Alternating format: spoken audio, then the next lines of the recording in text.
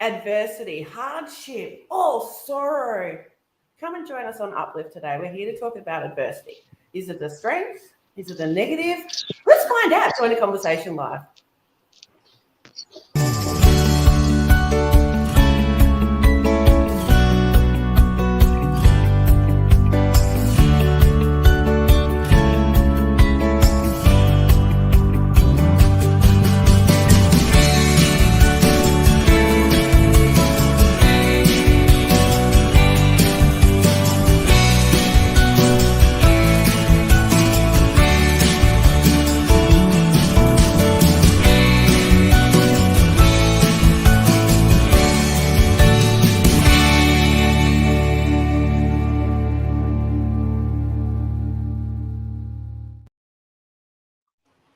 Adversity. Is it a strength or a dream killer? Hi, my name's Sarah Wade, and like you, I've probably experienced some adversity in my life, and I'm curious to know what your experiences are. And Neil is too. My beautiful co-host has asked us to have a panel on today, because it's so important that we get this topic out there. So, welcoming from Calgary in Canada, Mr. Neil Thrussell. Thank you, Sarah. I just keep staring at your background. It's I'm like, oh, we should all be there and singing around the campfire. Absolutely, gotta love the Aussie bush. Yeah, adversity. Is it a dream killer? Is it the ultimate teacher? I'm so excited that we have Charlie Ross and our good friend Alessandro on the show today. Thank you, thank you, thank you. Hi, everybody. So, Charlie, picking on you first, what do you think it is?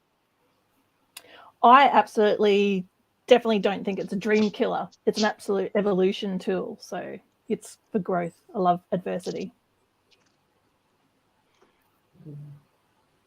And you, Alessandro, what do you think? What do I think? I think adversities suck. I mean, think about it. You have your own plan, you're going on with your own life, and all of a sudden shit happens. I mean, really? Do you enjoy that? You're taking a shortcut somewhere else. I mean, think about it. You're there, say, I have everything figured out, and my life is going according to my plan because that's the only plan possible. Isn't that right? And all of a sudden something happens and you say, oh, crap, what do I do now? I mean, it's not that you need to find a solution. I mean, you can just stay there and whinge and whine about it. I mean, that's a way to do it. Or you figure out an alternative way, and all of a sudden you may discover different things that you were not aware of before. Maybe, who knows? So, do you guys know David Goggins? I mean, this guy wrote this book, You Can't Hurt Me. And then there is a second book, Never Finished. And this guy is unbelievable. I couldn't start, the first part of his first book, Can't Hurt Me. It's about his, how much, his childhood was really, really bad. Oh my God, I had a beautiful childhood, and reading that for me was an eye-opener. And so, oh my God, what the heck is happening to this guy? Or happened, of course. Well, you read the book, it's kind of happening for you in the present. What the heck is going on with this guy and all this stuff? And then he went overweight and said, oh my God, the guy is fat as shit. It's unbelievable. And all of a sudden he said, yeah, you need to really do something about it if you want to make something out of your life. And he changed his life around. Unbelievable. So, maybe there is something there. So Charlie, have you had any adversity in your life, or are you just going away and it's all unicorns and rainbows? No, I've had a lot of adversity in my life. My birth wasn't a good one. I struggled, had some stuff going on at birth, and through my 20s, 30s, the last big one, I've obviously behind me, you can see I'm a breast cancer life coach. I'm a 6-year breast cancer warrior at the moment. 5 years cancer-free celebration. Woohoo! Yeah, absolutely. But, adversity to me is, as I said before, it's an evolution tool. So, we're made to change. We can, from weather, from, planning on a sunny day and it rains, all that type of stuff. That's being able to, have those solutions, what Alessandro was saying before. But that's what life is all about. We're not here just to have those rainbows and unicorns. We get to have the snakes and the lizards and the thunderstorms as well. So that's why lots of people don't go to Australia, because of all of those things. The snakes, Yeah, the lizards, the spiders. You notice all the spiders out there? They're pretty scary. It's why I'm inside. No, I've been spending a lot of time outside in this beautiful part of the world. And if you guys know me, you know I've got a few injuries, but people who don't know me don't know that my ankle was broken in 17 places, that my back was fused at 21. And I'm out here enjoying this. Is a hill that I'm on. It gets really steep. And I've been out here enjoying hiking and doing things that I didn't think was possible a few years ago, And in the face of adversity, yes, I go out there and because look at this. Yes, I want to hang out with the spiders. Yeah, I'm pretty sure there's a unicorn out there too. Go have fun and make the best of your life. And I love that Charlie's mentioned, she's turned that corner, from cancer around and, celebrating 5 years. Well done with that. Absolutely celebrating you there. And I'm curious to know, what was one of those things, Charlie, that you really struggled with in the early days? And how did you change that around for yourself? I decided from pretty much day dot when I was diagnosed not to go down the chemo, radiation, mastectomy style. So I had a lot of friction with my oncologists, with family members, all sorts of stuff. They're just like, how dare you not do what the doctor says, And I'm like, well, I need to hear me, listen to me, and all that type of stuff. So from the very beginning, I've always had determination to do what I need to do for me. So choosing me has been huge when it comes to that, adversity and everything. So the biggest struggle then through that is that mental wall that you keep hitting. Like, I was single when I went through breast cancer, and I had my support from my sister and my mum the most. But it's those times that, after you leave the doctor's office, when you leave the hospital, and then all the visitors leave and you're left home alone by yourself. Like that's when this darkness comes in and the mental stuff that really, your fears, doubts, everything, oh shit. And my choice to do no chemo, holy shit, was this actually going to work? Like, that was a huge, big hurdle for myself to get over. So it's definitely the mind side of things, like if you want to call mental health or limiting beliefs, like whatever your personal development, wording and everything is, but it's that inner self-belief system. And that's what I had to struggle with at the beginning, and just keep backing myself. Just go, you know what, you're a resilient as fuck woman. You've gone through lots of shit in your life, and you can get through this as well. This is a temporary blip in your life. So that was just, that's sort of what kept me going. Sarah, I forgot to tell Charlie there's $100 fine per bad word. Oh, with your ultra breast cancer research, Charlie. Well done. Keep swearing. Cool. Absolutely. Fucking oath I will. Yeah. Fuck yeah. So our good friend Alessandra, how did you stay positive when you found yourself in some of these situations that caused you to go, oh gosh, golly darn? Yeah, that's exactly the word that I would have used. Yeah. Golly, gosh. Yeah, sure. Absolutely. Well, look, I consider myself one of the luckiest person in the world. Honestly, I do. I mean, I had a beautiful life so far, touching wood. It keeps going on. And I had the opportunity to meet David Goggins. I go back to that for the simple reason that it was really an eye-opener experience, having dinner with him and other 20 people. And the other 19 people that were there, they were telling stories that were so full on with, challenges. adversities. And I was, holy fagioli, how is it possible that somebody manages to get over so much stuff? I would have said shit, but you did say that, we can't say it, so I'm not saying it. So, and it was really amazing checking that. You see, because if I start to focus on how life may suck, you will always find reasons to be right. That's the beauty of it. It's very simple. It's very easy. The secret to have a very crappy life is very, very simple. You focus on what you cannot do with resources that you don't have. That's very simple. That's the ABC. I don't know why people make it so freaking complicated. Just focus on what you can't do with resources you don't have. All of a sudden, your life will suck. The beauty of it is that by just doing the opposite and focusing on what you can do with the resources that you have available in that moment there, all of a sudden, you open up opportunities, you open up possibilities. Change happens all the time. We never stay the same. Either we get better or we get worse. The secret is to change on purpose. You want to keep in mind that we are learning machines. We started learning from, when we were born. I was born at a very young age. At the very beginning, I couldn't even walk. How about you? But we found a way and we figured it out, most of us. I know. Because we never worried about that.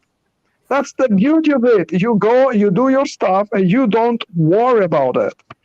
That's how you want to do it. You never see a baby, a kid, a young person that is going to say, I failed walking. Gosh. They just get the fuck up and do it again. It's something that just happens. It's part of life. We learn every time. We learn every day. The difference is to what you want to learn on purpose. What am I learning out of this experience? What can I do here? How can I make it work for me in this very moment? And as you start to ask better questions, you direct your brain in a better direction. And that's how you start to change how you feel. Because, that's one of my beliefs. We all do the best that we can with the resources that we have available to us.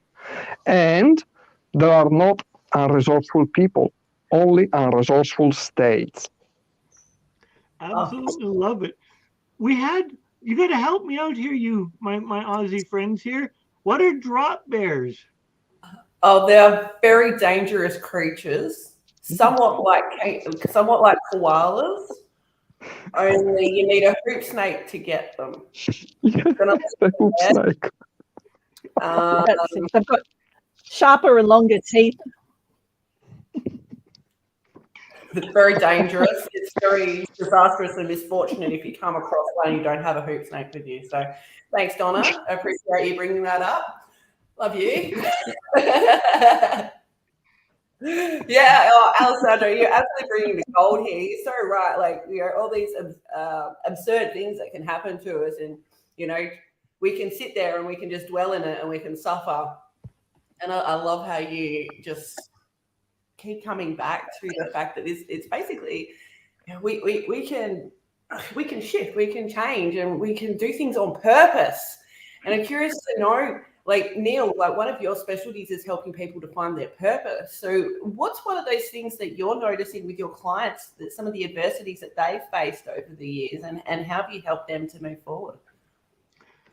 Tying on with what Alessandra had said, when they are able to finally make the mind shift that it is by choice, then miracles happen. So it's working with a client to be able to get them to look at life so that it's a place of choice. Not everybody is born with the David Goggins mental fortitude and can do it. Some people take a longer time to warm up to the idea that life is about choice because they've been so indoctrinated and ingrained in thinking a particular way. But once they recognize and start living from a place of life is a choice, it's a game changer. It's when they're empowered and believe that it's a choice and they live from that place. Their life is never the same. But why me? There's a dropper coming in right now. Like, why me? Like, how do you cope with those why me situations? Why not you? Oh, And ouch. they will give me a million reasons, and I just turn it around and can throw it back at you. You're the right person, you were giving it here. One of the examples is we've all had brilliant ideas. We look at the games that are out in the world. Most people have already thought, well, why don't I do this? Or a kitchen gadget or something. And they've had an idea and someone else has done it because they just didn't do it. Most people can do incredible things when they find one other person that believes in them and they take the first step. Because sometimes people don't have enough belief in themselves, but when they find one person that even is remotely interested and willing to stand by them and say, hey, I'm there with you, life changes again. I'd love to come back to Charlie. Charlie, initially you brought up post-traumatic growth, and it's something that I'm wondering if everybody knows what it is. So if we can just circle back and quickly, because I'm assuming people have heard of post-traumatic stress before. What is post-traumatic growth? Post-traumatic growth is literally, well, not literally, shouldn't use that speak, but I use it as a resilience tool. It's recognizing in yourself. So instead of having the fear or people call, PTSD and everything because of the trauma on that, it's actually something that helps you grow into a next stage in your life. So I literally 10 years ago would never have thought I was going to be a breast cancer life coach. It was not on my radar whatever. But now, 6 years down the track of my breast cancer journey and seeing the need out there for people with a mental side, especially that need help. So to me, that's showing you what that growth side is. So I could have gone down another track and totally isolated myself from everyone, never talk about breast cancer, don't stand up for everyone and say, this is what I've done. So to me, it's a resilience side of things that adversity brings, and that post-traumatic growth is. It's a, positive outcome to what was an absolute horrible or horrific or just adverse situation. So I don't know about you guys, but I'm hearing a lot of personal strength and probably new possibilities that come from adversity, right?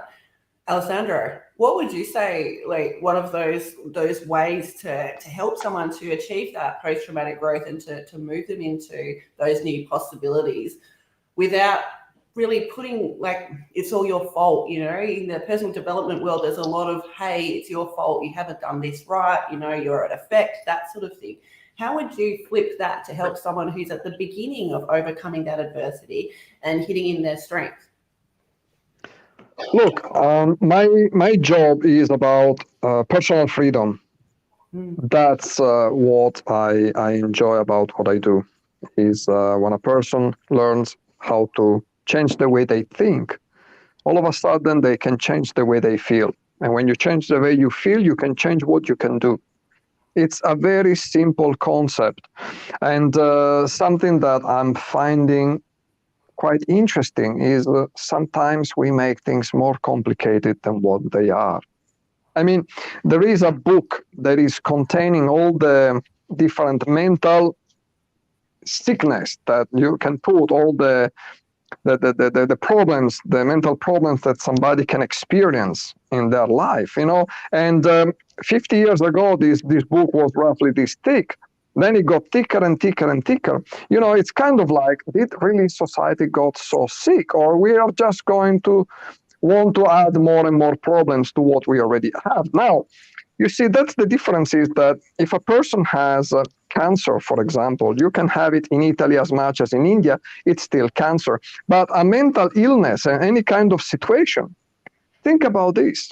If a person is going to stay, just at the basis of the Himalaya and is going to meditate 15 hours a day and just, walking if they can without losing a toe, barefoot, all this kind, people may think that this guy is somebody that may be enlightened, somebody that knows you want to go there, ask for advice. Do the same fucking shit in Washington. Imagine the same thing, just go there in front of the monument and just, central Washington and meditate 15 hours and go around barefoot. All of a sudden you end up in a mental institution. So the thing is that we need to make sure that we as humans recognize the fact that we can find a way out. We can find a solution. It's a matter of learning how to do this, as I said, on purpose. Our brain is not designed to make us happy. Our brain is not designed to give us results.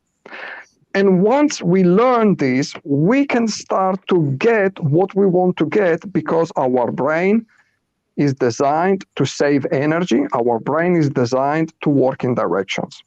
So you ask a question, how can we help people at the very beginning of their journey? We are all somehow at the beginning of something.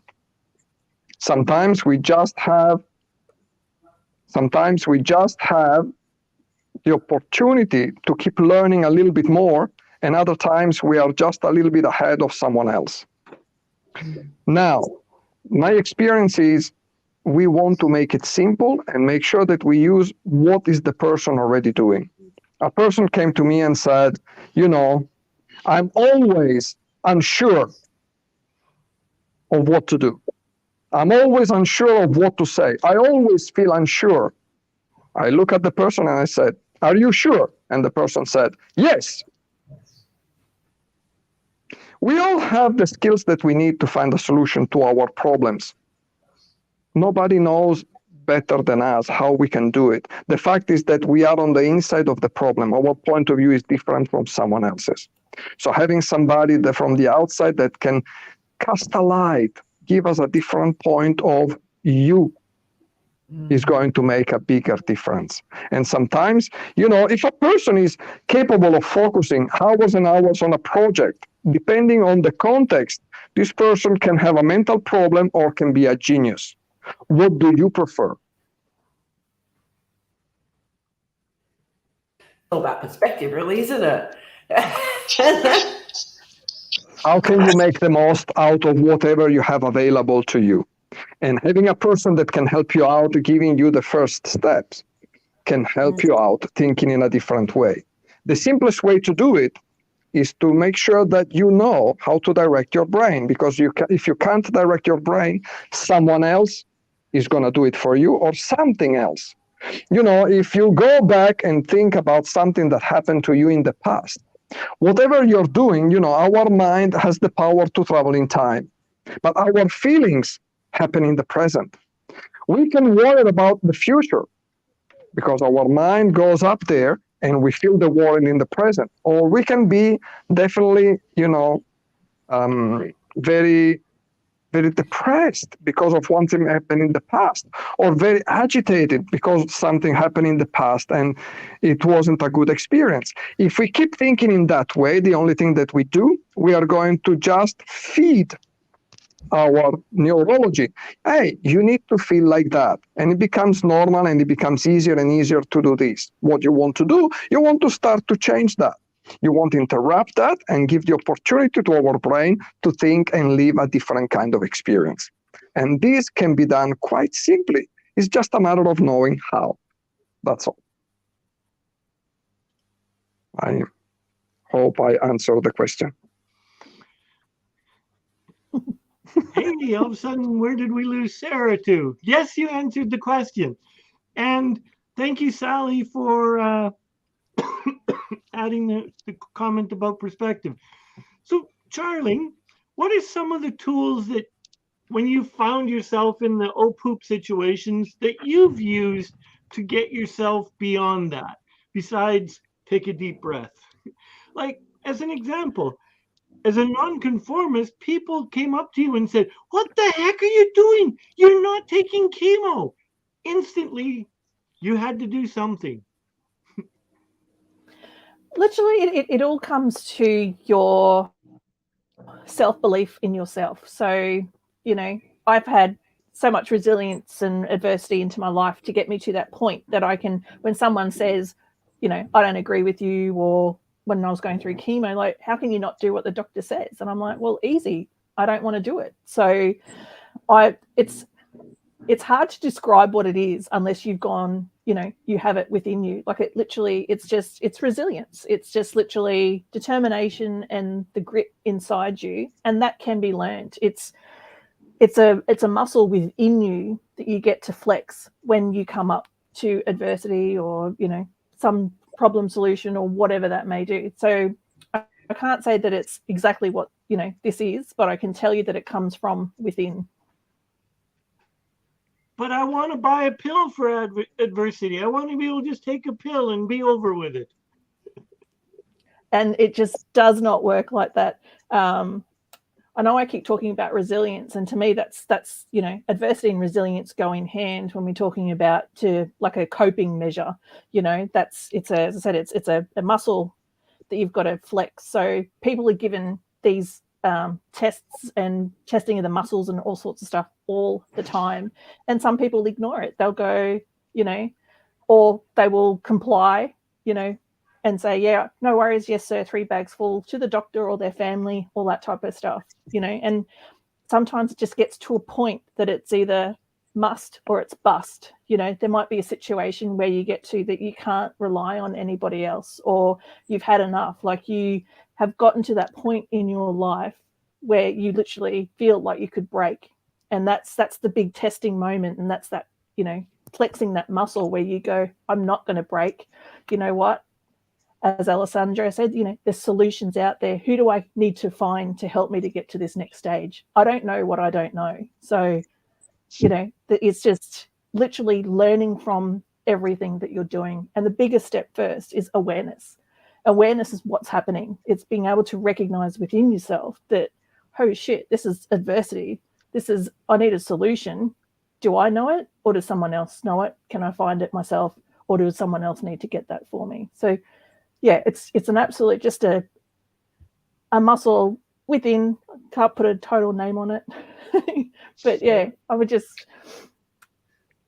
it's just something you end up learning. And the more adversity you have in your life, and the more willingness that you actually have to learn and to overcome and to really, you know, get out there and grow, like just personal development and growth, and seek things that you don't know and just start that learning curve.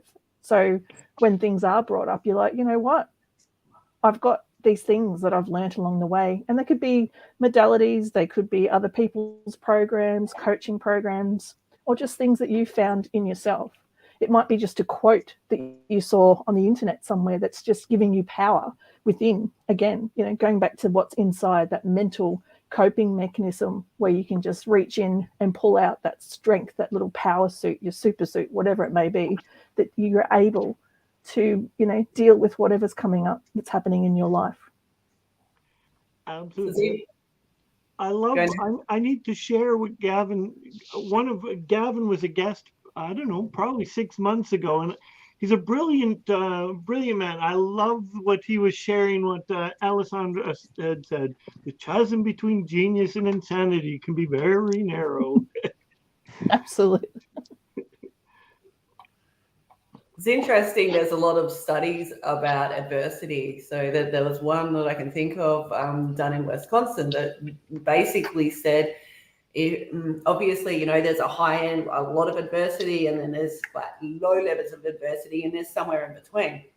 This study and many others like it was saying somewhere in the middle, if you're experiencing adversity, like Charlie said, you get resilience. You have all these other beautiful things that you've built up in yourself, that confidence and trust that, hey, yeah, I stubbed my toe, but I got back up. Or, yeah, I had that car crash, but I kept on driving the next day. Or I fell off my horse, but I got back up. Whatever it was for you, if you're in that midsection, studies actually show that you have a better rounded life and you're more capable of handling a variety of things.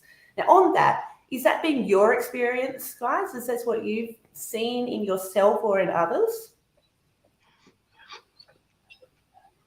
Yeah, for me, absolutely, especially like I never knew what I wanted to be when I grow up, and I still don't. So that's opened me up to experience a lot of different work. When I was saying I had a lot of adversity in my 20s, I went from working in hospitality, then went into working in a call center, and I went into multiple call centers in different industries. And then after 4 years, I got made redundant. So I'm like, holy shit, what do you do? So then that's back out in the real world, and I went from call center then and actually drove around in a bus delivering dry cleaning clothes. And then I went from there into a sales business that sold steam machines, 3-phase steam machines in manufacturing plants for biscuits and stuff. So then here I am going out to emu farms and showing people manufacturing how to clean, their manufacturing equipment with steam machines and stuff. And I just, all these little things, definitely. And lots of other stuff happened as well. I went through a bit of a blip when I was 29 and, suicidal thought came across. But, when I thought I'll step in front of this bus, I stepped off the curb. That's, that's that switch inside myself that I talk about, the determination and grit. And I've gone, you know what, that's probably not a good solution to what I'm going through, and took a step back and found a psychiatrist to help me through some stuff. So literally, I would agree with you, Sarah, that it's, all these little things that happened up through my life has gotten me to where I am now. And especially now I'm, stepping into a coach for women who need help with this mental game. So, I've walked the walk. I'm talking the talk now that, you know what, I've been through a hell of a lot, and I'm willing to help you through this as well. So thank you for sharing. And Alessandro, have you found that medium? Like, what have you noticed? Oh, look, as I said at the beginning, I'm just going to reiterate that, having problems simply suck. Really, it's really just. I really, if I was going to ask anybody, how much do you enjoy feeling good? I wouldn't have anybody coming back to me, at least never happened so far, saying, I really prefer to feel like shit. Nobody says that. It's kind of like a thing for some reasons. Let's just, sorry to interject. I think a lot of people do, and I think a lot of people get stuck in that I'm so used to feeling bad, I'm going to self-sabotage every time things get better. So they create. I don't know. I don't know if this is the case. I mean, when you see, sometimes we do it in such a way without realizing what we're doing in a clear way. That's, you see, what you're describing for me, it's when a person is not free. A person is free when a person has a choice. In this case, if a person keeps doing the same thing over and over, most possibly they don't have a choice. Maybe from the outside we think they have, but if that's my belief, everybody's doing the best that they can with the resources that they have. If a person keeps doing something that is putting them in a situation that is bad for them, there must be a positive that, they don't have a choice. They don't have a choice. They don't have the freedom to choose. If you only know how to tie your shoelaces in one way, on an extent, you're not free to choose to tie them differently. Now, this is a very silly example. Now imagine putting that in a context as, hey, there is a problem, and I'm going to leave it in a bad way. Oh, something doesn't agree with me. Oh my God, we are in the era of internet. How many people are finding hard to cope if, somebody that disagrees with them about what they posted on freaking Facebook or something like this. It's, oh my God, this person does not respect me. Blackboard. I mean, somebody just thinks it differently, or they just want to pull your leg. The fact is that we are so used to this politically correct shit that anything else is just going to hurt us. So, oh my God, now it is true that many people just take advantage of the fact that they are not in front of the person. So my policy is, you communicate with a person on the other side of the world or wherever they are through a medium in the same way you would do it if you were face to face. But that's my way of doing things. It's not the way that everybody, not everybody thinks it like that. Said that, You see, there is another one that I like very much is you want to communicate with that person like it was Mike Tyson standing in front of you. So, a punch from the guy is going to be quite a problem. So make sure that whatever you say, whatever you do, however you do it, is going to be quite polite and at least respectful. Said that, too many people just get caught in what they think. You start to tell yourself a story and all of a sudden you believe in it. And that's the problem. Unless it's a good story. And in that case, keep saying this to yourself. If it helps you, if this is guiding you to find a better life for you, for yourself, for the people around you, that is a good thing to keep doing. You see, we already have an instrument in here. It's just a matter of discovering how to use it to our advantage. So many people tell themselves stories and they have beliefs that are not helping them. The machine is there. It's just a matter of changing the content. If the content sucks, put a different one. If you're living an experience that is really damaging you, it's worth eventually learning out of it, forgetting about it, and move on to something that is going to be more pleasurable, that is going to help you live a much better life. You see, the fastest way to direct our brain in thinking. Alessandro, is this going to help us? Is this going to help us with my life? If it's going to help, that's a very broad question, It depends. It depends what you mean by help. There are people that, they don't know it yet, but they want to help to feel like shit. And no, this is not going to really help. Unfortunately, when you start to think on purpose, all of a sudden, you can see that there are better choices to be made. And you can ask better questions. For example, how much pleasure can you stand? That's a very good question. Because your brain cannot not answer. And it's going to find all the different ways for you to actually have plenty of it, whatever you're asking for. So if you focus on problems, how many problems can I have? How shittier can get my day today? Well, your brain is going to highlight all the different ways for your day to get worse and worse. And all of a sudden you start to wonder and ponder, how much pleasure can I stand? How many more things can I do better now? How can I feel better now respect to yesterday? And your brain is going to move in that direction, giving you what you want. And that's how you start to change your life around. Powerful. So I was stalking you on Facebook and I came up to this. Can you share a little bit on what this is about for us and how people get information on this? They can get in touch with me. Very simple. I have a free private Facebook group that's called the Peak Performance Collective. They can apply to be part of it. It's free. It's a place where I share strategies on how to make the most out of whatever is happening, how to make the most out of your own personal skills. We all have our own personal skills. The problem is sometimes, as you said before, you need a person that can help you use them in the best way possible.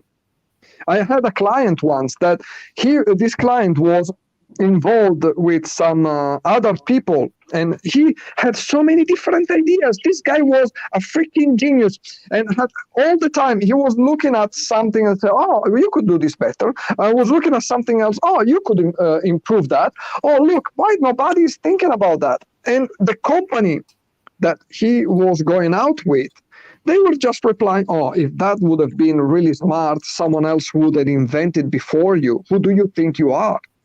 And that was, wow. All of a sudden I said, no, look, you can't really change the people around you, but you can change the people around you. So, and all of a sudden he's starting to,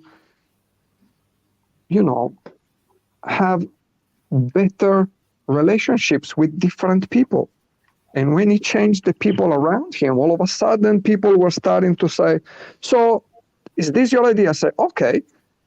How would you implement it? How would you realize it? How would you make it happen? And instead of shutting him down, they just ask him how questions. And all of a sudden, the guy started to change his life around real quick. That was amazing. How does this happen? Because you want to direct your life on purpose. And the first step is to have a direction. You give a direction to your life and you give a direction to your brain. You give a direction to your brain, you start to actually aim for what you want. What do you want? That's the most important question, because based on what you want, you are going to start to take action. You know, we get exposed to many ideas during the day, especially nowadays.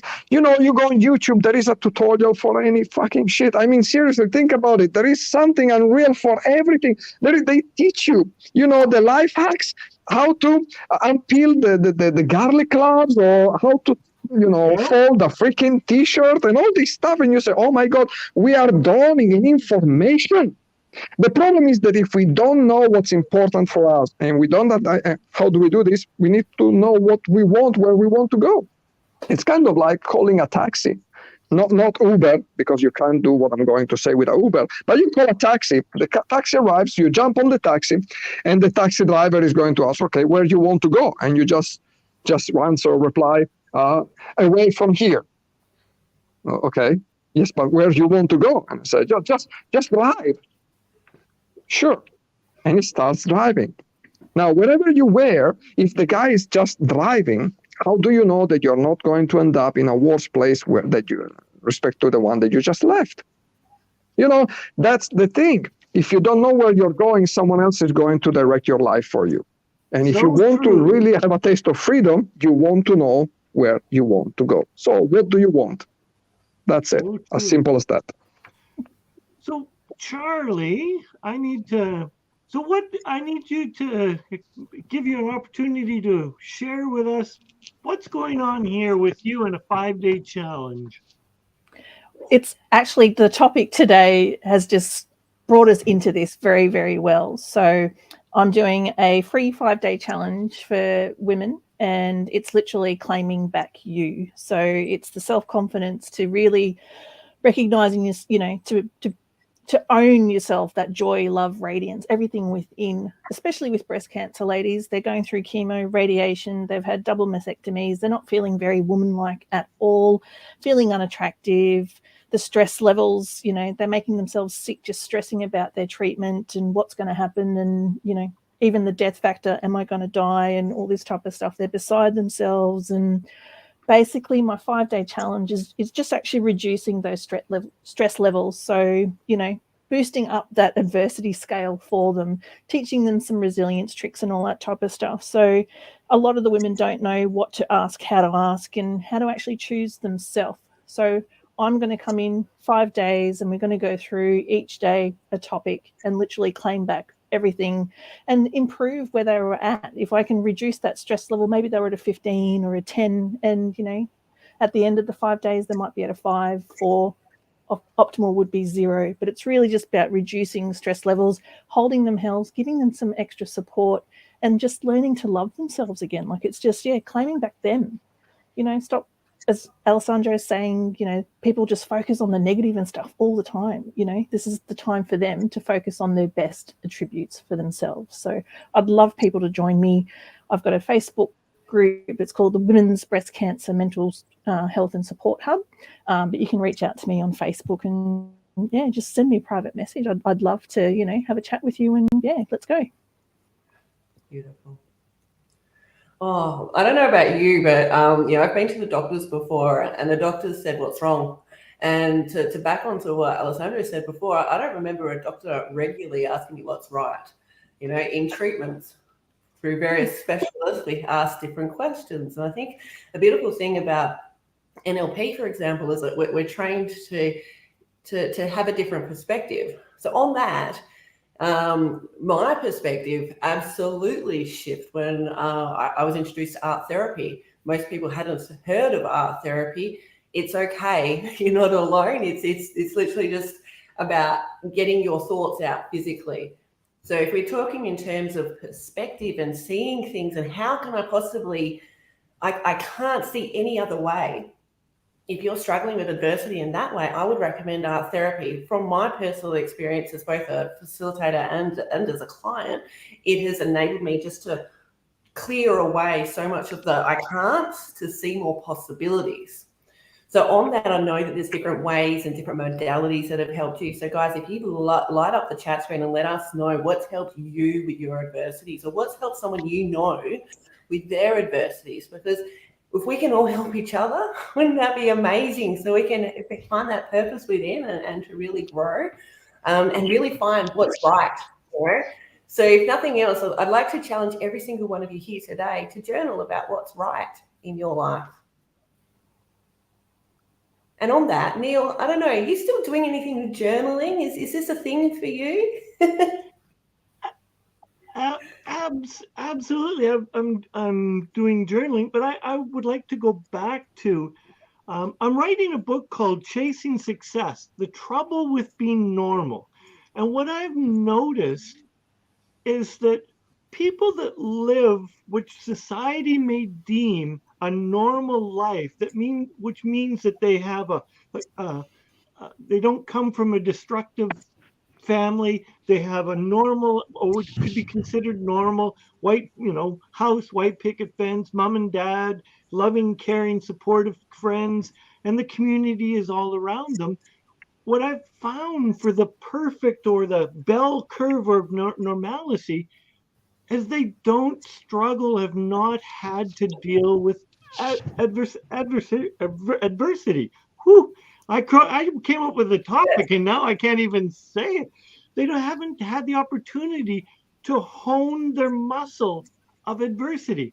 And using Charlie's thing, it's a muscle, and talking about what Alessandra brought in of David Goggins. David Goggins says, do something that makes you uncomfortable every single day. So when adversity hits you, it's just a bump in the road because you're so used to just dodging the potholes of life that you don't even think about it.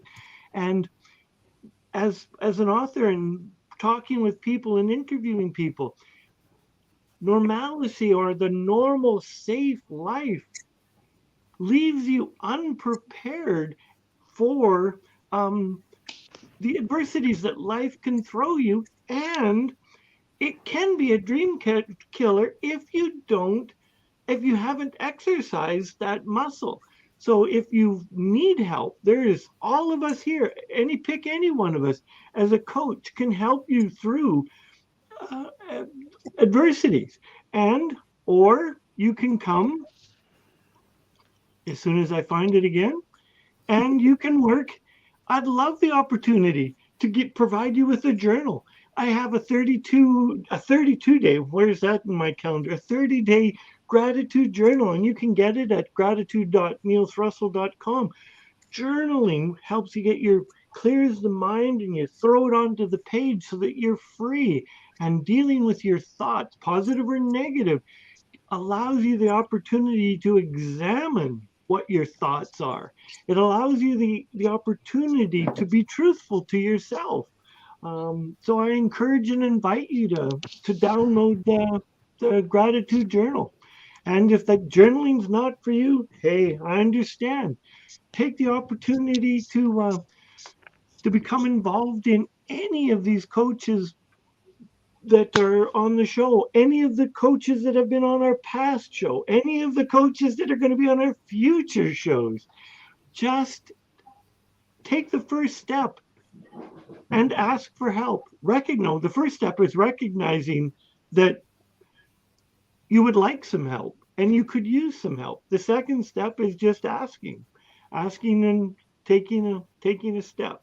First step to overcoming adversity is recognizing that there's a bump or a pothole in the road and just dealing with it.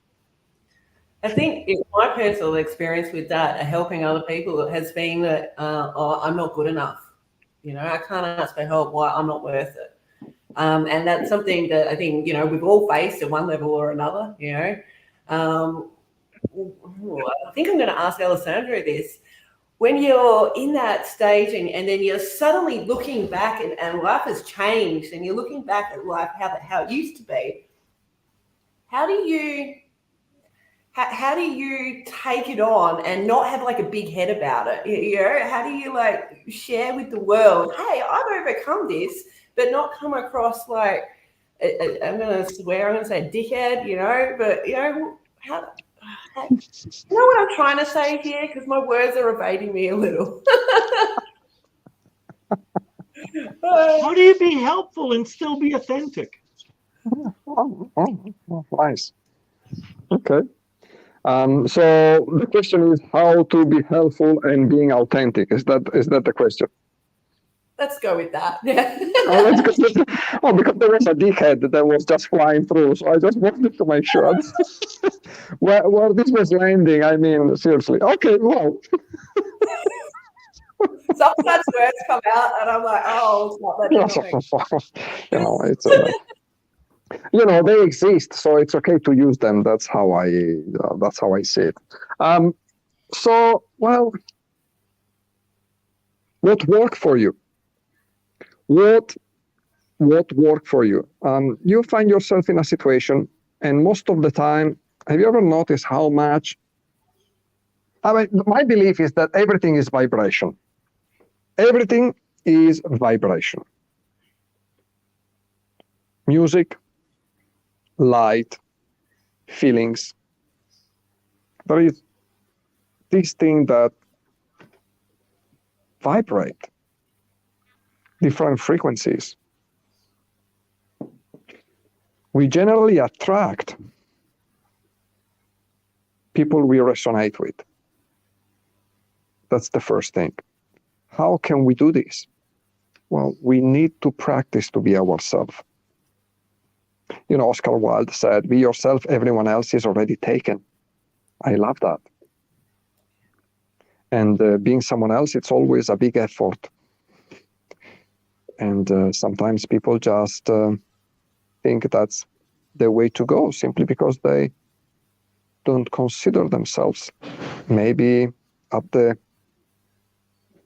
a certain standard, on a higher level, and they say, oh, they are better than me. Well, better than what specifically? Better in what? What are we talking about here? For sure, they cannot better. They cannot be better than you at being yourself. Still, again, it's a matter of choosing. Now, when you choose to be authentic, this means that you chose to be yourself. That's the first thing. Second, if really by being yourself you attract other people that are attracted by you, it's just a matter of who are the people you resonate with. So in the way you communicate, and by learning to do this in the most effective way possible, think about what worked for you. There are people that just, needed to have a kick in the bum to get things happening. Other people that needed to just, hey, look, this direction may work better for you than that direction over there. And culturally speaking, it can be quite different. I coach people both in Italian and in English, and the approach that I have is very different. Very different. When we speak in a certain language, we think in a certain language. And by thinking in a certain language, our thinking pattern is different. So when I speak English, I think in a certain way. When I speak Italian, I think in a different way. If you really want to learn about a culture, learn about the language. When you can speak the language, you will start to really speak the language, not just translate from a language to another one. And that's the first stage, eventually. But when you can think in that language, all of a sudden you will have access to something that you didn't have access before.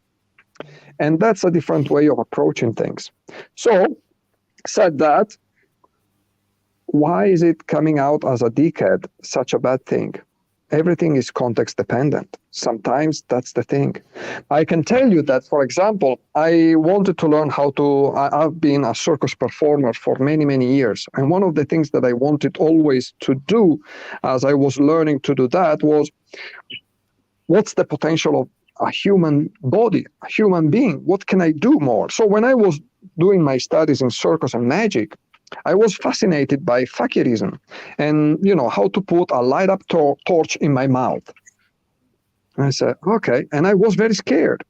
And the more I tried to put special stuff in my mouth to avoid to getting burnt, the more I was getting burnt. That was the absurdity of it.